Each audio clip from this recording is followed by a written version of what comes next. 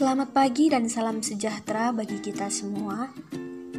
Di video sebelumnya kita telah membahas mengenai konsep dan struktur kepemimpinan dalam suatu organisasi atau perusahaan. Nah, pada kesempatan kali ini kita akan membahas mengenai konsep dan struktur kepemimpinan dalam masyarakat. Sebelumnya, perkenalkan kami dari kelompok 3 dengan saya, Maria Magdalena Sihotang, dan teman kelompok saya, Christine Melani Boru Ambarita, Junita Cantika Manulang, Putri Koirunisa Harahap, dan Yesaya Sroganda Rumapea. Pengertian kepemimpinan. Pengertian kepemimpinan menurut para ahli. Yang pertama, Sutarto Wijono. Menurut Sutarto, arti kepemimpinan adalah rangkaian aktivitas penataan berupa kemampuan seseorang dalam mempengaruhi perilaku orang lain dalam situasi tertentu agar bersedia bekerja sama untuk mencapai tujuan yang telah ditetapkan. Kedua, Espesiagian. Kepemimpinan adalah kemampuan dan keterampilan seseorang ketika menjabat sebagai pimpinan dalam suatu organisasi untuk mempengaruhi perilaku orang lain, khususnya bawahannya, agar berpikir dan bertindak sedemikian rupa sehingga dapat memberikan sumbangan nyata dalam pencapaian tujuan organisasi. Selanjutnya, pengertian kepemimpinan secara umum. Kepemimpinan adalah sebuah kemampuan atau kekuatan di dalam diri seseorang untuk memimpin dan mempengaruhi orang lain dalam hal bekerja, di mana tujuannya adalah untuk mencapai target atau goal yang telah ditentukan. Selanjutnya, kepemimpinan dalam masyarakat. Ada beberapa konsep dalam kepemimpinan, yaitu antara lain sebagai berikut. Yang pertama, kepemimpinan sebagai fokus proses-proses kelompok, yang artinya keunggulan seseorang atau beberapa individu dalam mengontrol proses dari gejala-gejala sosial. Definisi tersebut sangat berpengaruh dalam mengarahkan perhatian terhadap pentingnya struktur dalam kelompok. Yang kedua, kepemimpinan sebagai suatu kepribadian dan akibatnya, yang artinya kepribadian cenderung memandang kepemimpinan sebagai akibat pengaruh satu arah, yang dimana mengingat bahwa pimpinan mungkin memiliki kualitas-kualitas tertentu yang membedakan dirinya dari pengikutnya. Biasanya ahli teori pribadi tidak menyinggung karakteristik timbal balik dan interaksi dari dalam situasi kepemimpinan. Yang ketiga, kepemimpinan sebagai tindakan atau tingkah laku, yang artinya tingkah laku kepemimpinan sebagai tingkah laku yang akan menghasilkan tindakan orang lain searah dengan keinginannya, dan tingkah laku seorang individu dapat mengarahkan aktivitas kelompok. Yang keempat, kepemimpinan sebagai bentuk persuasi, yang artinya kepemimpinan adalah pengelolaan manusia melalui persuasi dan inspirasi daripada melalui pemaksaan langsung. Hal ini melibatkan penerapan pengetahuan mengenai faktor manusia dalam memecahkan masalah yang konkret. Yang kelima, kepemimpinan sebagai alat mencapai tujuan, yang artinya proses menciptakan situasi sehingga para anggota kelompok, termasuk pemimpin, dapat mencapai tujuan bersama dengan hasil maksimal secara efektif dan efisien. Selanjutnya, fungsi kepemimpinan dalam masyarakat. Fungsi-fungsi kepemimpinan dalam masyarakat antara lain, pemimpin sebagai orang yang menjalankan kepemimpinannya, pemimpin sebagai perencana, pemimpin sebagai pembuat kebijaksanaan, pemimpin sebagai seorang ahli, pemimpin sebagai wakil kelompok, pemimpin sebagai orang yang mampu memberikan hadiah dan hukuman atau reward and punishment, pemimpin sebagai pelerai dan penengah, pemimpin sebagai contoh, pemimpin sebagai simbol kelompok, pemimpin sebagai pengganti tanggung jawab individu, pemimpin sebagai orang yang mempunyai ideologi, pemimpin sebagai tokoh ayah, pemimpin sebagai orang yang selalu dipersalahkan. Dari semua fungsi yang telah disebutkan sebelumnya, dapat dibagi menjadi dua golongan besar, yaitu yang pertama, fungsi utama. Yang termasuk dalam fungsi utama adalah fungsi sebagai orang yang menjalankan kepemimpinan sebagai perencana, sebagai pembuat keputusan, sebagai ahli, sebagai wakil kelompok, sebagai pengawas hubungan dalam kelompok, sebagai orang yang mampu memberikan hadiah dan hukuman, sebagai penengah dan pendamai. Kedua, fungsi pelengkap. Fungsi pelengkap adalah fungsi sebagai model atau contoh, sebagai simbol kelompok, sebagai pengganti tanggung jawab individu, sebagai orang yang mempunyai ideologi, sebagai tokoh ayah, sebagai orang yang dipersalahkan. Selanjutnya, Tipe-tipe kepemimpinan dalam masyarakat.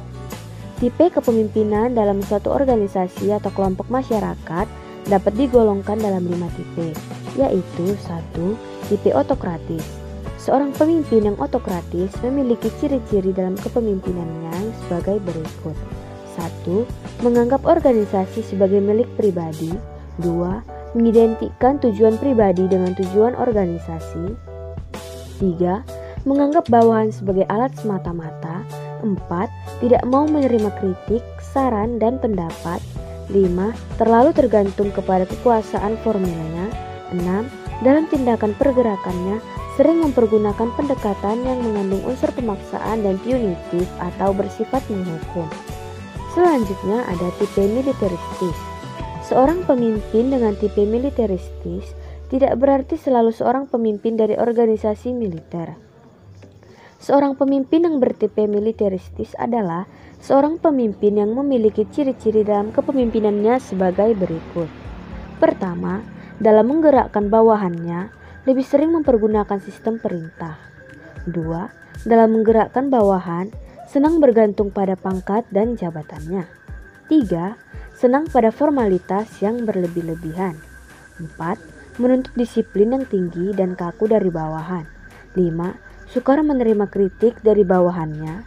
Dan terakhir, menggemari upacara-upacara untuk berbagai keadaan. Ketiga, ada tipe paternalistik. Seorang pemimpin bertipe paternalistik memiliki ciri-ciri dalam kepemimpinannya sebagai berikut. 1. Menganggap bawahannya sebagai manusia yang tidak dewasa. 2. Bersikap terlalu melindungi atau overprotective. 3. Jarang memberikan kesempatan kepada bawahannya untuk ikut mengambil keputusan. 4. Jarang memberikan kesempatan kepada bawahannya untuk mengambil inisiatif. 5.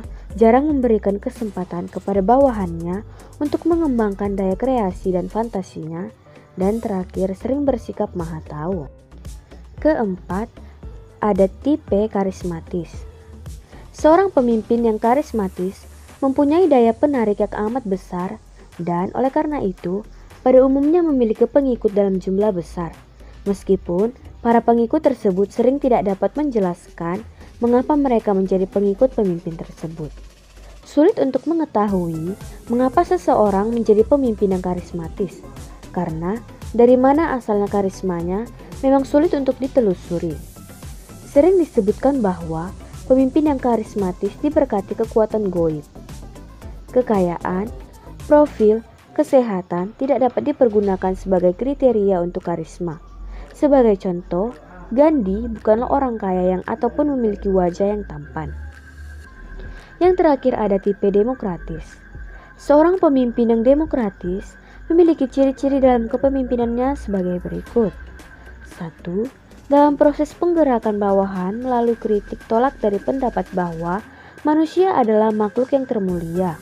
2. Selalu berusaha menyelaraskan kepentingan dan tujuan organisasi dengan kepentingan dan tujuan pribadi dari para bawahannya. 3. Senang menerima saran, pendapat, dan bahkan kritik dari bawahannya. 4. Selalu berusaha mengutamakan kerjasama dan kerja tim dalam usaha mencapai tujuan. 5. Dengan ikhlas memberikan kebebasan yang seluas-luasnya kepada bawahannya untuk berbuat kesalahan yang kemudian dibandingkan dan diperbaiki agar bawahan itu tidak lagi berbuat kesalahan yang sama tetapi tetap berani untuk berbuat kesalahan yang lain. 6. Selalu berusaha untuk menjadikannya bawahan yang lebih sukses daripada dirinya sendiri. Dan terakhir, berusaha mengembangkan kapasitas diri pribadinya sebagai seorang pemimpin. Selanjutnya, karakteristik kepribadian pemimpin dalam masyarakat. Mengenai sifat kepemimpinan, ada 2 pendapat, yaitu yang pertama, kepemimpinan itu bersifat umum. Artinya, seseorang yang menjadi pemimpin di dalam suatu situasi akan menjadi pemimpin di dalam situasi-situasi lainnya. Yang kedua, kepemimpinan itu bersifat khusus. Artinya, seorang pemimpin dari suatu kelompok dengan tugas dan karakteristik tertentu belum tentu dapat menjadi pemimpin dari kelompok dengan tugas dan karakteristik yang lain. Menurut Carter dan Nixon, ada 3 macam tugas dalam kelompok, yaitu yang pertama, tugas yang menuntut pemikiran, kedua, tugas yang menuntut keahlian mekanis, ketiga, tugas yang ada kaitannya dengan keagamaan. Dari ketiga macam tugas tadi, dihitung korelasinya sehingga dihasilkan adanya 2 macam kepemimpinan, yaitu kepemimpinan intelektual dan kepemimpinan mekanik atau teknik. Carter menyimpulkan hanya ada 2 macam tugas, yaitu tugas yang menuntut pemikiran dan tugas yang menuntut penggunaan objek. Selanjutnya ada struktur kepemimpinan dalam masyarakat.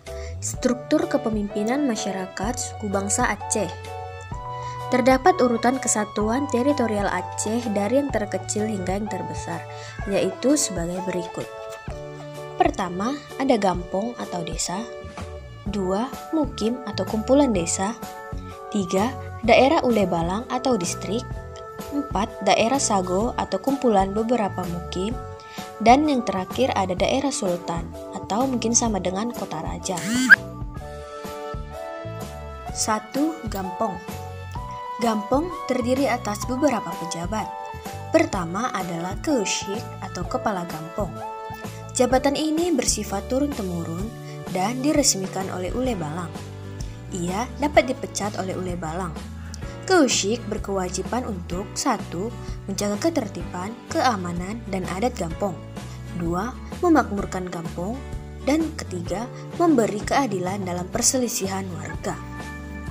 Kedua adalah tengku atau lebih tepatnya tengku munasah. Pejabat ini bertindak selaku kepala agama dalam gampong. Ia dipilih dan dapat dijabat oleh setiap orang yang paham agama Islam. Jabatan ini tidak bersifat turun-temurun. Gelar ini juga biasanya disandarkan pada orang laki-laki yang sudah menikah. Namun, dalam tata struktur, ia biasanya merujuk pada pemimpin agama Islam. Yang ketiga adalah orang tua. Di gampong, biasanya ada majelis yang terdiri atas beberapa orang yang tua-tua dan banyak pengalaman serta paham adat. Mereka merupakan wakil rakyat dan dipilih dan ikut serta membicarakan kepentingan desa. 2. Mukim. Mukim adalah suatu gabungan dari gampong-gampong dan merupakan kesatuan hukum yang bercorak agama. Kepala mukim disebut imum. Imum mulanya pemimpin masjid dan berarti pemimpin urusan agama. Lambat lain, ia punya kekuasaan duniawi dalam pemerintahan karena diangkat oleh Ule Balang. 3. Daerah Ule Balang atau distrik. Daerah Ule Balang merupakan gabungan dari mukim-mukim. Kepala beberapa mukim disebut Ule Balang dan memegang jabatan secara turun-temurun dan bersifat otonom. 4. Daerah Sago atau kumpulan beberapa mukim. Daerah ini merupakan gabungan mukim-mukim juga, tetapi lebih luas dari daerah Ule Balang. Kepala Sago disebut Panglima. Panglima merupakan penasehat sultan. Dulu di Aceh dikenal 3 buah sago, yaitu Sagi 22 atau 22 mukim, Sagi 25 atau 25 mukim, dan Sagi 26 atau 26 mukim. Dan yang terakhir yaitu daerah sultan atau mungkin sama dengan kota raja. Daerah sultan merasuki daerah Ule Balang dan daerah Panglima Sago. Bedanya, daerah Ule Balang ini lebih bersifat otonom dan daerah Panglima Sago ini merupakan daerah yang berada langsung di bawah sultan. Daerah-daerah sultan yang tetap adalah sesuai dengan batas-batas daerah Aceh sekarang. Berikut ada contoh studi kasus dari Kabupaten Merangin. Analisis gaya kepemimpinan di organisasi pemerintahan daerah. Pendahuluan. Seorang pemimpin sebagai individu merupakan suatu kepribadian yang berhadapan dengan sejumlah individu lainnya yang masing-masing juga merupakan suatu kepribadian. Dalam keadaan seperti itu, seorang pemimpin harus memahami setiap kepribadian yang berbeda dengan kepribadiannya sendiri. Pemimpin sebagai suatu kepribadian memiliki motivasi yang mungkin tidak sama dengan motivasi anggota kelompoknya. baik dalam mewujudkan kehendak untuk bergabung dan bersatu dalam suatu kelompok, maupun dalam melaksanakan kegiatan yang menjadi tugas dan tanggung jawab masing-masing.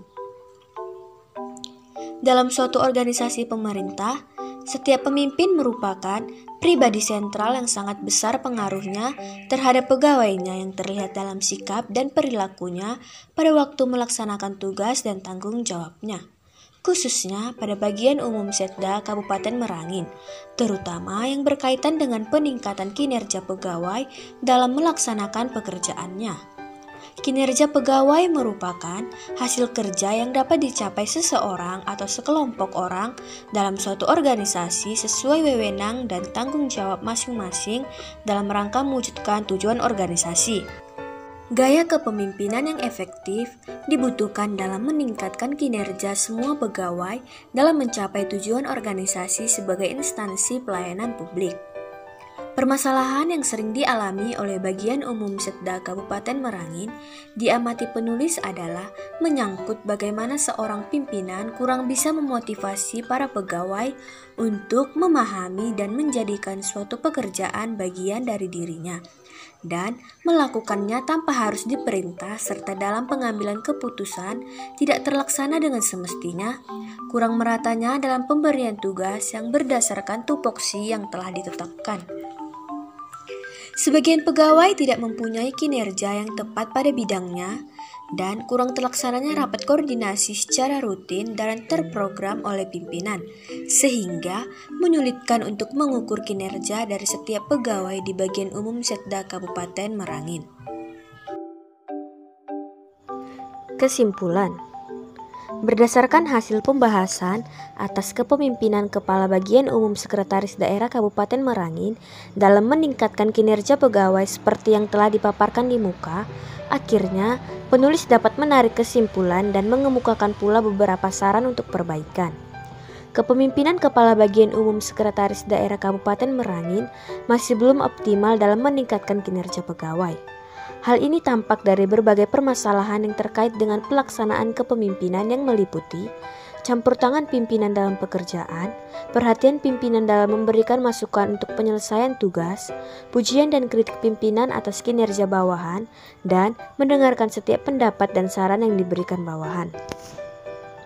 Hambatan yang dihadapi oleh Kepala Bagian Umum Sekretaris Daerah Kabupaten Merangin dalam kepemimpinan meliputi kurangnya kesadaran dan disiplin kerja pegawai, dan kurangnya kemampuan pimpinan dalam manajemen sumber daya manusia. Untuk mengatasi hambatan yang dihadapi oleh Kepala Bagian Umum Sekretaris Daerah Kabupaten Merangin, telah dilakukan berbagai upaya, diantaranya adalah meningkatkan intensitas pembinaan pegawai dan meningkatkan kemampuan manajerial sumber daya manusia dari pimpinan. Saran-saran kepada Kepala Bagian Umum Sekretaris Daerah Kabupaten Merangin agar menerapkan penegakan disiplin pegawai dalam melakukan tugas sehari-hari sesuai dengan bidang masing-masing. Agar Kepala Bagian Umum Sekretaris Daerah Kabupaten Merangin menerapkan sistem punish and reward sesuai dengan kinerja pegawai. Kepada Pegawai Bagian Umum Sekretaris Daerah Kabupaten Merangin agar meningkatkan kesadaran sebagai aparat pemerintah sebagai pelayan masyarakat. Oke, baiklah. Sekian yang dapat kami sampaikan mengenai konsep dan struktur kepemimpinan dalam masyarakat. Mohon maaf apabila terdapat kesalahan dalam pengucapan kata dan kalimat. Sekian dan terima kasih.